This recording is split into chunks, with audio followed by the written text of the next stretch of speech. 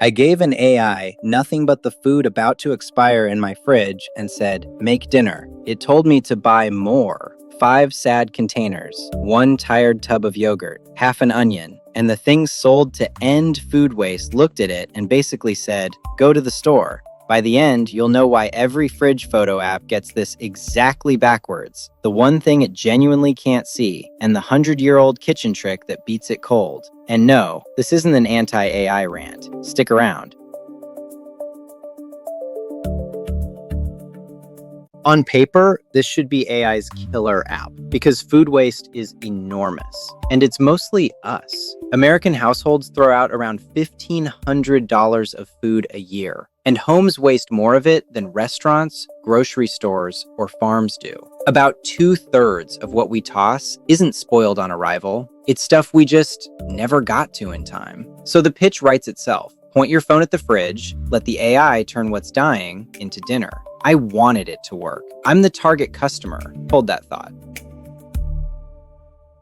So I actually did it. Photographed the shelf, listed the survivors, yogurt, that half onion, a fist of wilting spinach, 2 eggs, a heel of Parmesan, hit go, and the recipe came back gorgeous and called for chicken thighs, fresh basil, and heavy cream, none of which were in the fridge I just showed it. It ignored the yogurt entirely. It never mentioned the eggs. The one ingredient about to die tomorrow, the spinach, didn't make the cut. I asked the food waste machine to use what I had, and it wrote me a shopping list.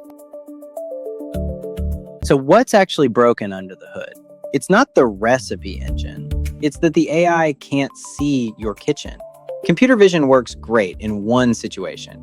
A bright shelf, packaged goods, labels facing front. Your fridge is the opposite. Anything in an opaque container is, in the AI's words, unknowable. That leftover tub is a black box. It can't tell that the butter is half gone. It can't read "use by tomorrow." And the apps that scan your receipts? A receipt tells the AI what you bought, never what you've already eaten. It's tracking the inflow and totally blind to the outflow. So when it doesn't know what's there, it does the safe, confident thing. It assumes you have nothing and tells you to buy more. Now, I know what you're thinking. Just type the ingredients in yourself. And sure, that fixes the eyes. But 2 things happen. 1, you won't. Night after night, nobody hand inventories a fridge. That's the whole reason we wanted the camera.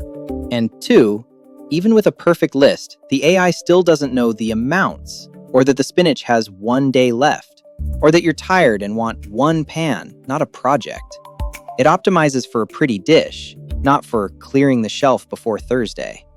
The information it's missing isn't a bug you can type your way out of. It's the whole job.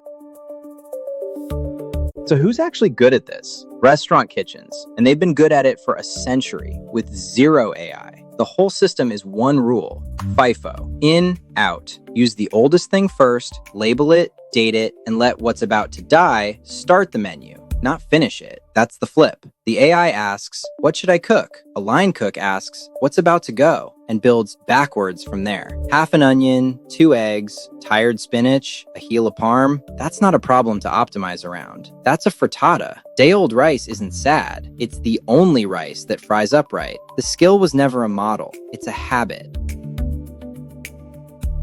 So can you let an AI help empty your fridge? Yes, if you keep 3 jobs in your own hands.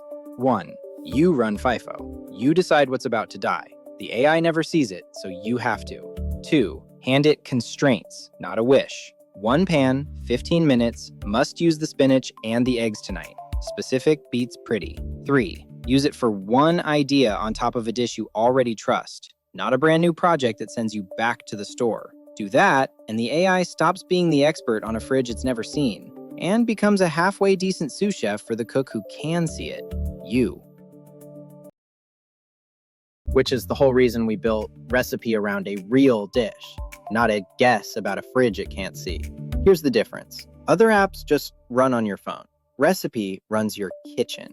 It starts from food that works, so using up that spinach and those eggs maps to a real tested recipe, not a confident shopping list. And yes, we use AI too. The difference is honesty. It's grounded in recipes that hold up.